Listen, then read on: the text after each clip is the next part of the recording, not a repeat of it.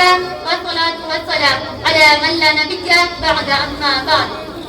قال الله تعالى في القرآن المجيد: فأعوذ بالله من الشيطان الرجيم. بسم الله الرحمن الرحيم. إن الذين فتنوا المؤمنين والمؤمنات ثم لم يتوبوا فلهم عذاب جهنم ولهم عذاب الحريق. باتوں سے بھی بدلی ہے کسی قوم کی تقدیر، باتوں سے بھی بدلی ہے کسی قوم کی تقدیر، بجلی کے چمکنے سے اندھیرے نہیں جاتے. عزیز ساتھیوں، اللہ رب العزت نے قرآن کو ہدایت نامہ بنا کر نازل فرمایا اور حضور صلی اللہ علیہ وسلم کو بھی اسی لیے مبعوث فرمایا کہ لوگوں کو دین کی طرف بلائے اور اپنے اسلام کی دعوت دے اور لوگوں کو صحیح راہ دکھائے. صحابہ اکرام رضی اللہ تعالی عنہم نے آپ صلی اللہ علیہ وسلم کی باتوں کو تسلیم کیا اور آپ کی ہدایت پر عمل کرتے چلے گئے تو اللہ تعالیٰ نے ان کے ساتھ نصرت اور آسانی کو شامل کیا اور یہ دین ان کو محنت و مشقت کے بعد ملا. انہوں نے کما حق اس کی قدر کی اور یہی دین ہمارے پاس بغیر محنت کے ہماری گود میں آ گیا ہے، ہمیں کچھ کرنا نہیں پڑا.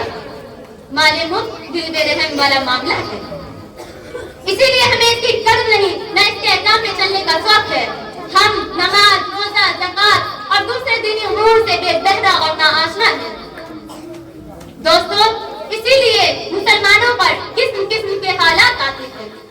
قرآن نے ہر قدم پر انسانیت اور مسلمانوں کی رہبری کی ہے، مگر ہم اس سے دور غیر کا خوف دل میں بسائے ہوئے ہیں. خدا کا خوف ہمارے دل سے نکلا ہوا ہے، اس لیے ہم ان حالاتوں اور پریشانیوں سے گزرتے ہیں.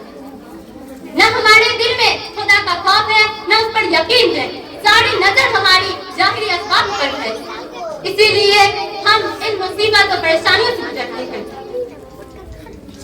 اے مسلمانوں، خدا پر یقین کامل رکھو اور خدا پر بھروسہ رکھو.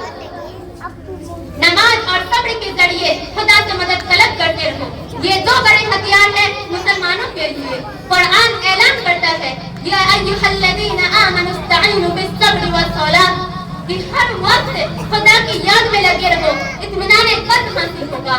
آج ہر مسلمان کی زندگی پریشانیوں میں نظر آتی ہے، کیوں کہ مسلمان خدا کو بھول چکا اور اس کی یاد سے غافل ہو چکا ہے. اسی لیے آج معاشرے میں یہ ماحول ملتا ہے کہ ہر انسان پریشانی میں مبتلا ہے. وَإِن تَتَوَلَّوْا يَسْتَبْدِلْ قَوْمًا غَيْرَكُمْ ثُمَّ لَا يَكُونُوا أَمْثَالَكُمْ. خدا تعالیٰ کسی قوم کی حالت اس وقت تک نہیں بدلتا جب تک کہ وہ خود اپنے آپ کو نہ بدل لے. إِنَّ اللَّهَ لَا يُغَيِّرُ مَا بِقَوْمٍ حَتَّى يُغَيِّرُوا مَا بِأَنفُسِهِمْ. لہذا اپنے ایمان کو مضبوط رکھو اور اپنے ایمان پر جمے رہو. خدا سے مدد طلب استغفار کرتے رہو، اسی میں کامیابی کی صنعت ہے.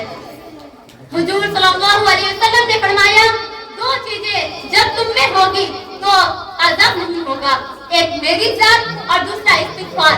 آج حضور صلی اللہ علیہ وسلم تو نہ رہے مگر استغفار تو باقی ہے، لہذا استغفار کی کثرت رکھا کرو اور خدا سے طلب مدد استغفار طلب کرتے رہو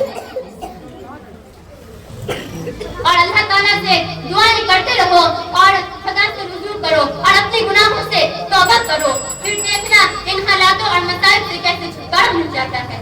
اللہ تعالیٰ ہمیں راہ راست پر چلنے کی توفیق اور ایمان پر خاتمہ نصیب فرمائے. آمین. خدا نے آج تک اس قوم کی حالت نہیں بدلی، خدا نے آج تک اس قوم کی حالت نہیں بدلی، نہ ہو جس کو خیال آپ اپنی حالت بدلنے کا. السلام علیکم ورحمۃ اللہ وبرکاتہ.